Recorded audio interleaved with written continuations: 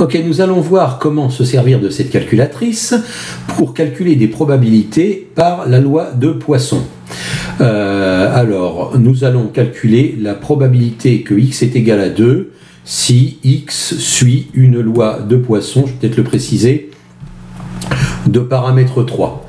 Alors, je vais noter quand même ici, x suit une loi de Poisson de paramètre 3. Voilà. De paramètre 3. Et je vais aligner ça vers la gauche, sinon on n'y verra rien avec la calculatrice.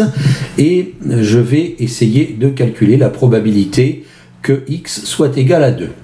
Alors, nous allons dans le menu statistique, donc numéro 2 ici, et nous allons mettre dans la colonne de gauche les nombres dont on veut calculer la probabilité, et nous allons demander à la calculatrice de nous calculer la probabilité de ces nombres-là.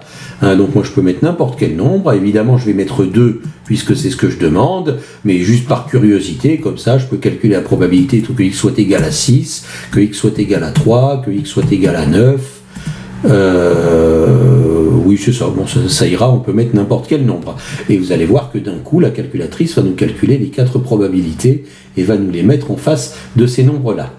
Donc, loi de probabilité se dit aussi distribution de probabilité. Donc, voici dist comme distribution. J'appuie sur F5 pour sélectionner dist. Ensuite, je dois chercher parmi toutes les lois de probabilité qu'on me propose la loi de Poisson. Donc, ici, j'ai la loi normale, il y a la loi du qui 2, la loi de Fischer. Bon, j'ai pas la loi de Poisson ici, donc c'est dans le menu suivant. Ici, vous avez le menu suivant en appuyant sur F6. Donc, j'appuie sur F6 et vous voyez, vous avez ici la loi de Poisson. Donc, on sélectionne la loi de Poisson. Et on a, c'est un petit peu comme la loi binomiale. Si vous avez vu la vidéo sur la loi binomiale, on a exactement la même question que nous pose la calculatrice. Est-ce que vous voulez cumuler ou non?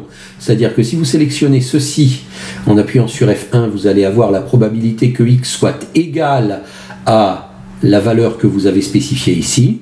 Ou si vous appuyez ici, vous avez un C comme cumul, vous aurez la probabilité que x soit inférieur ou égal à la valeur que vous avez ici. D'accord? Donc comme je veux la probabilité que x soit égale à 2, eh bien j'appuie sur cette touche-là, sur F1. Et là, je remplis le questionnaire, je lui dis que je veux qu'elle prenne les valeurs dont je veux la probabilité dans une liste que j'ai tapée dans la liste 1. D'accord? Si vous sélectionnez var, ça veut dire que vous ne tenez pas compte de ce que vous avez tapé dans le tableau et vous rentrez ici à la place de x le nombre dont vous voulez la probabilité. D'accord? Donc là, j'ai tout mis dans la liste 1. Et là, ensuite, mu, on me demande le paramètre de la loi de Poisson. Et le paramètre de la loi de Poisson, c'est 3. Donc je vais spécifier quand même à la calculatrice que le paramètre de la loi de Poisson vaut 3. Et il me demande si je veux sauvegarder les résultats. Alors je laisse known si je ne veux pas les sauvegarder. Mais moi je veux les sauvegarder, je veux qu'ils s'affichent dans la liste 2, à côté de la liste 1.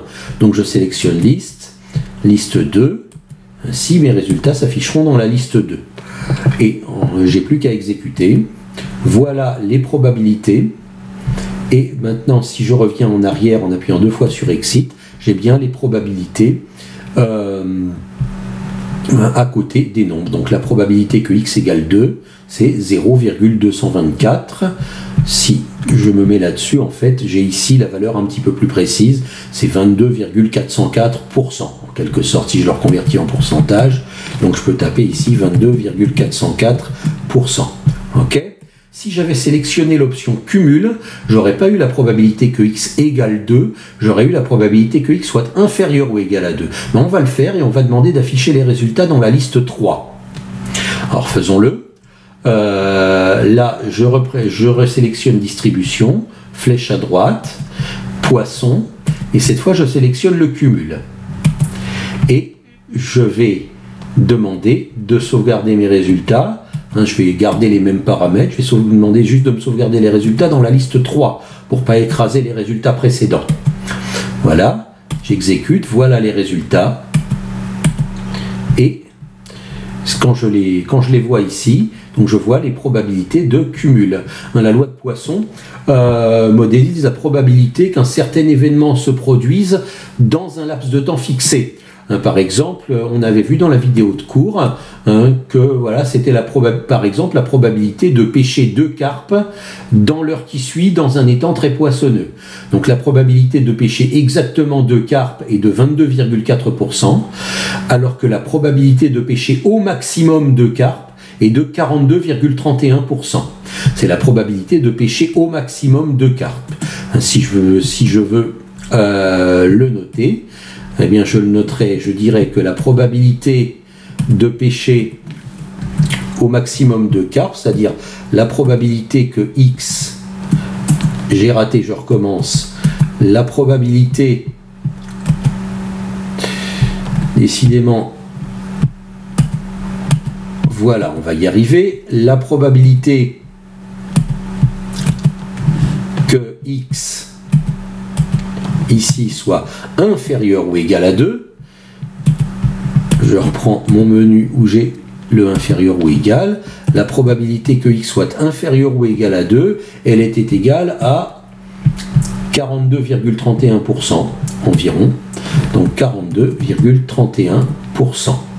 Voilà, si je reconvertis, bon, c'est pas des égales, c'est à peu près égales, ce sont des valeurs approchées. Hein. D'accord, donc si je reconvertis, je vois ici la probabilité de pêcher exactement 2 carpes est de 22,4%. La probabilité de pêcher au maximum 2 carpes, c'est-à-dire soit 0, soit 1, soit 2, est de 42,31%. Voilà pour le calcul de probabilité sans cumul et avec cumul par la loi de Poisson à la calculatrice.